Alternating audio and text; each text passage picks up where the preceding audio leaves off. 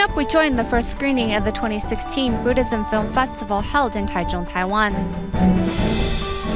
And we learn more about how Tzu Chi is able to quickly and efficiently call on its volunteers to help a community in need.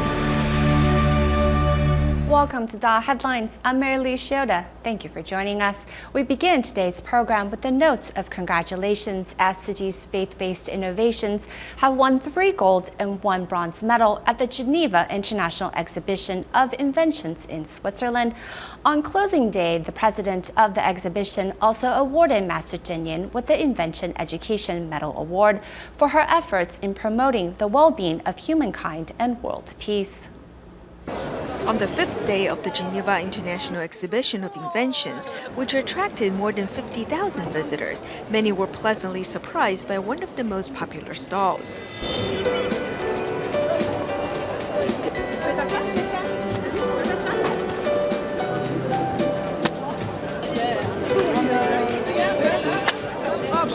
Thank you. Children and adults alike are drawn to Tzu Chi's faith-based innovations that have won 3 gold and 1 bronze medals at the exhibition. On the exhibition's final day, the president of the Geneva International Exhibition of Inventions, Jean-Luc Vincent, paid a visit. We are very glad that Tzu Chi Foundation has brought many outstanding innovations to the exhibition, winning gold medals and special honors. I've heard that this year will mark Tzu Chi's 50th anniversary, so the organizer has decided to award Tzu Chi's founder, Master Zhen Yan, with the Invention Education Medal Award. We want to thank the Master for guiding the inventions and promoting the well-being of humankind as well as world peace. While these products are innovations, they also remind all about the importance of universal love and aid in the world. The first screening of the 2016 Buddhism Film Festival of Taiwan in Taichung has taken place with more than 100 Dharma masters in attendance. After watching a film about the life of Prince Siddhartha, many remarked that spreading Buddhist teachings through movies can help purify people's hearts. At the screening of the Buddhism Film Festival Taiwan in Taichung, the Tzu Chi Foundation invited Dharma masters from central Taiwan to watch a film about Prince Siddhartha. Prince Siddhartha is the Buddha. It is about how he renounced his lay life, attained Buddhahood, and spread Buddhist teachings.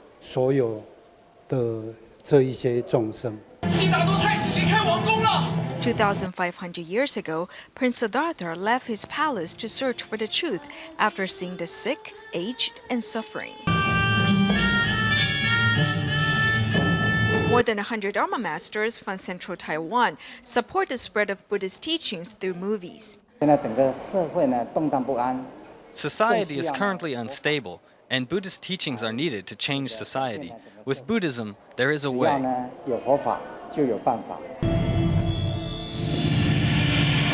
As Buddhist teachings are to be practiced among society, these Dharma masters believe that people can nurture their wisdom with Buddhist principles, which can then help stabilize society in this chaotic era. We bring you an updated story of Li Zongdian, the man who was trapped for 55 hours before he was rescued in the major earthquake in February that rocked southern Taiwan. After 2 months of treatment, Li is finally being discharged. Besides thanking the medical staff, Li hopes to inspire others to look on the bright side of life. Listen to music, otherwise one thinks too much. Li Zongdian is giving fellow quake survivor Hong Jia-yi a bit of advice. About to be discharged and heading to Taipei to be fitted with the prosthetic leg, Li looks on the bright side of life. Actually, his positivity towards impermanence has enlightened the nursing staff at the hospital. You have encouraged our entire team, knowing the difficulties you have gone through and seeing how optimistic you have remained inspires us. Back when the February 6th earthquake occurred, Li Zongdian was trapped underneath a collapsed building for over 55 hours. When he was finally rescued and sent to the hospital on the 8th, his left leg had to be amputated up to his knee. After intensive recovery, he is ready for the next stage of his rehabilitation. Currently, I am unable to improve further. Perhaps with the addition of a prosthetic leg, I can begin further rehabilitation. He lives in a wheelchair, but I hope that he can come back walking on his own. Grateful for all the assistance he has received while in the hospital, Lee expressed his gratitude down on paper, despite not having the full use of his right hand. He concludes by thanking the Buddha and vowing to become a bodhisattva. Using the Dharma in my daily life, I want others to see that learning Buddha's teachings can be cool and helpful to others. Accepting the Dharma in his life, Li Zongdian can face the rest of his days with a heart at ease, despite the obstacles that may come. He hopes in the future, others will also be inspired to use the Dharma to enrich their lives as well. Before Li Zongdian was discharged from the hospital, he actually joined a stem cell registry drive at the National Cheng Kung University, hosted by local Tzu Chi volunteers. Let's see how it went. Tzu Chi volunteers are accompanying Li Zongdian to the National Cheng Kung University's Guangfu campus. Having a chat with the volunteers about registering to save a life through stem cell donation, Li Zongdian, who was hurt in the February earthquake, especially asked the hospital for permission to join the registration. I knew the significance of this event and wanted to help, as Tzu Chi volunteers have selflessly helped those from the Weiguan building out a lot. Having registered previously, Li Zongdian hopes one day to be a match for someone in need. Another who holds the same hope of helping someone in need is Li Qinghong. I've received Tzu Chi's help in the past, so I thought to come to reciprocate. Li Qinghong hopes by giving a little of himself, he too can help others less fortunate. Here at the campus, Tzu Chi volunteers hope to inspire more people to register as stem cell donors in hopes of being able to one day save the life of someone in need.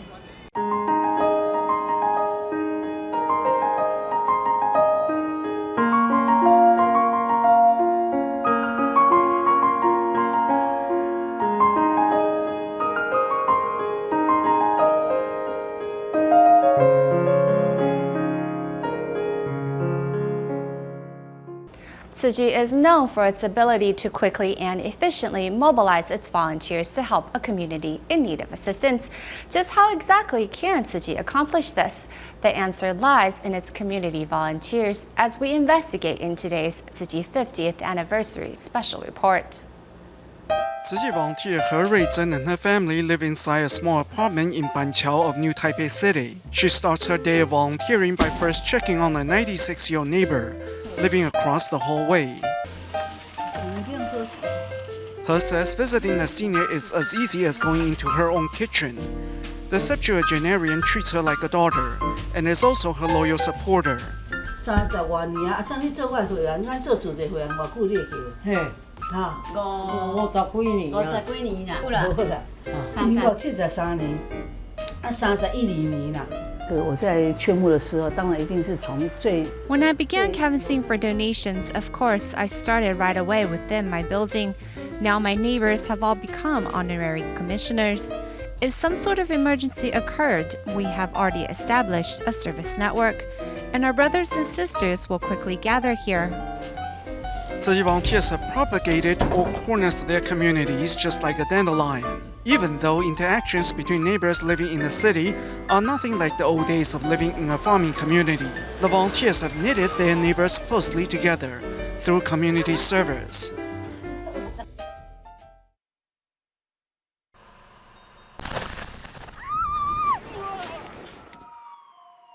Whenever a disaster strikes, Tzu Chi volunteers can always mobilize quickly because of their regular community service. It was a terrible storm 20 years ago that prompted the building of a community network. 强烈台风赫伯中心位置在花莲东南东方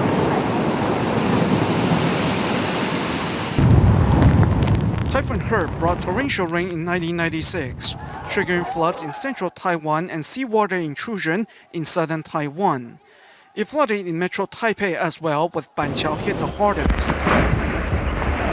接下来摄影镜头，今天晚上我们来到了台北市的这里的这个灾情是最为惨重的，我们已经可以发现海水整个已经倒灌。Tzu Chi volunteer Chen Huoquan was still in his early 40s back then. Healthy and strong, he ventured onto the flooded streets of Banqiao to see if he can be of service to others.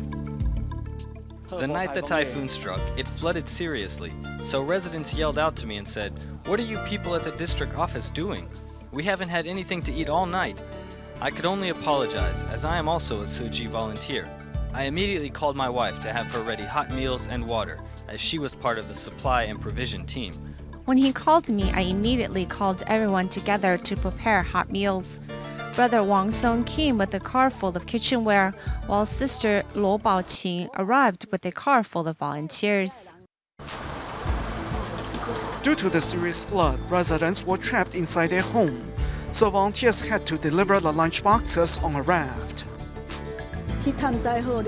As he was out surveying the extent of disaster and hadn't eaten all day, because we just finished making stir-fry noodles, other sisters told me to quickly bring a bowl to him, who was completely drenched. So right there, he just squatted down and began eating that bowl of noodles. Everyone was just really moved to see him worn out like that.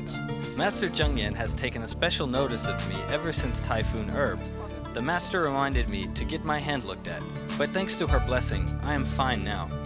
At the time, roadways just were not as complete, and the Tzu Chi Banqiao grounds wasn't yet built. Thus, even though volunteers from the nearby districts wade through water to come offer their support, there wasn't a gathering point for them, and they often got lost as they didn't know their way around town.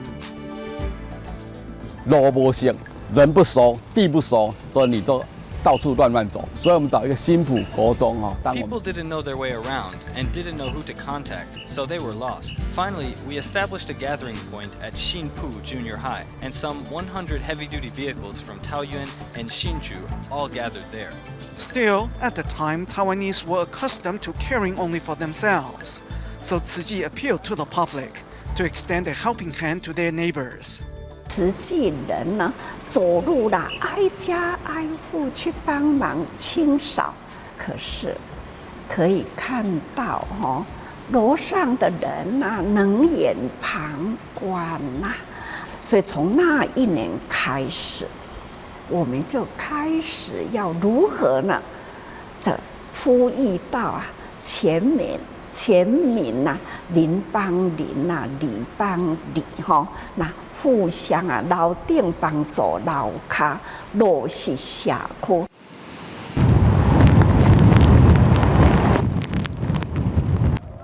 林肯大进士北区第一次。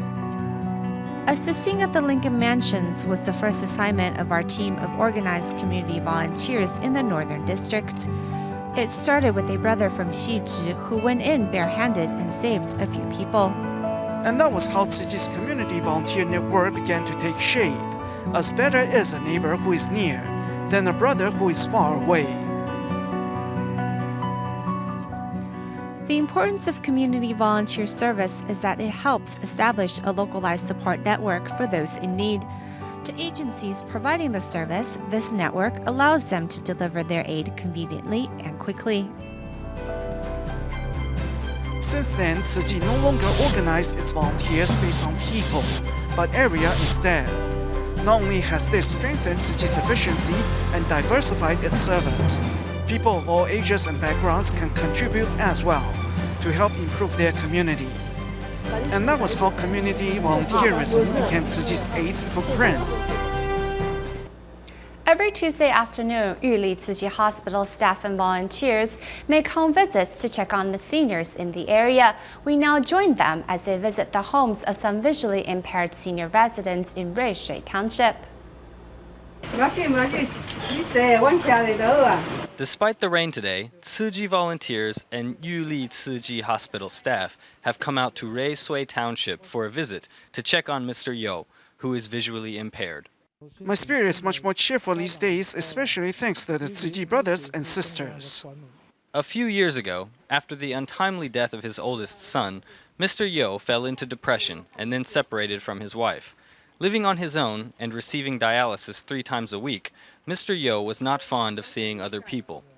But after nearly 7 years since the care of Tzu Chi volunteers started, he began to change his attitude. In the past, he was really a very happy and outgoing person. After all his misfortunes, his attitude just darkened. It was hard to get a smile from him, but after some time, we got him to smile again, which has really encouraged me. When he is accompanied by his grandson, Mr. Yo's smile reappears, which volunteers are happy to see. Next, the group heads to the home of Mr. Chun, who is living alone. Mr. Chun suffers from severe visual impairment and can barely see the people who come to visit.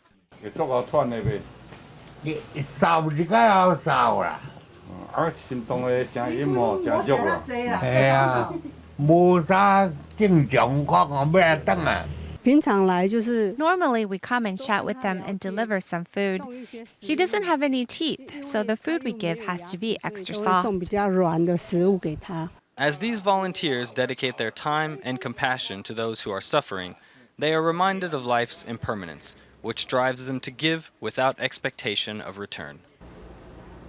For the past 10 years, TIMA has been providing free clinic services in the Australian outback. To perform this annual clinic in Tara, Brisbane Tzu Chi volunteers and medical volunteers visit the homes of those who live on the outskirts to attend to their needs, despite not having an accurate map of the area. It's hard to find the right road to bring clinic services to these residents. 在这里只能用这个手绘地图吗？因为它很多路其实是不会在 map 上面的。Good afternoon. Is anyone at home? Come on, Li-Jay, come here. Li-Jay. My name is Cindy. Nice to meet you. This is Li-Jay. Oh my God! If I touch your hand. As long as someone is home, there's an opportunity to conduct a quick dental exam for adults and children. Yeah, open. Really big. The doctor said there are a few cavities to fill. His mother said okay and that she would take the two children to the clinic tomorrow. Driving along this gravel road in Tara Township is a true test for members of Tzu Chi's medical team. Hello. 刚开始的时候，我们就是试了很多种方法，像是什么。At the beginning, we tried a lot of methods to promote the clinic, like sending letters going to their homes, or inserting flyers in magazines, and taking out ads in the newspapers. But nothing really worked. Then we found out that these underprivileged groups have difficulty reading. 他们是那个有点识字上面是有点困难的。 Not knowing what to do, Tzu Chi volunteers had no choice but visit one house at a time, something which is easier said than done.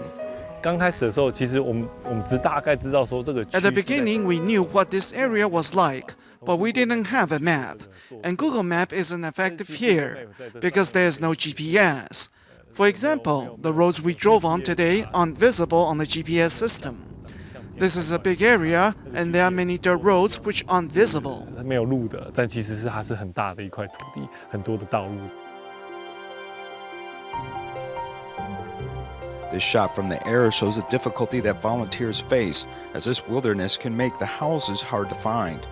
One needs courage to follow these roads. A Tara Town fireman provided a hand-drawn map, which was a big aid to the team. The entire area is actually 26 times larger than Taipei City. By 2015, last year, we received a map of Tara that's a little more accurate. They gave us the map and then we scan it and bring it on our visits. These dashed lines are what we're going to visit today. We don't know how many households live here, but we'll visit them one at a time. The difficulty and uncertainty of this work makes the volunteers even more committed. Most of the residents here are very gentle, although they are a little wary of outsiders. But after you begin to communicate with them, especially our dentists who are quite personable and gentle, their attitude really softens. After they come to our clinic, their attitude changes a lot. It's such great service that draws them to our clinic. For what we know, TIMA Australia is probably the only medical team providing house calls in remote towns. Tara is not without development, as it has been found to be rich in shale oil below the ground, which has led to some speculation, but these residents may not share in these fortunes as they still struggle to get by. TIMA is traveling into these remote areas to sow seeds of compassion and better health in these communities. Next, we look at how schools are doing their part for the environment.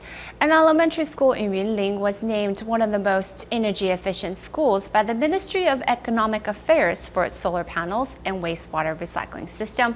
Meanwhile, the affiliated senior high school of National Jinan University has installed the largest rooftop solar panel system in Taiwan, which not only saves on energy, but also generates income for the school. At the affiliated senior high school of National Jinan University, solar panels have been installed on the roof of the 6-story building on the school campus. This is the largest rooftop solar panel energy system in Taiwan. The solar panels are placed 3 meters above the roof, and they insulate against heat, so we can save costs associated with air conditioning.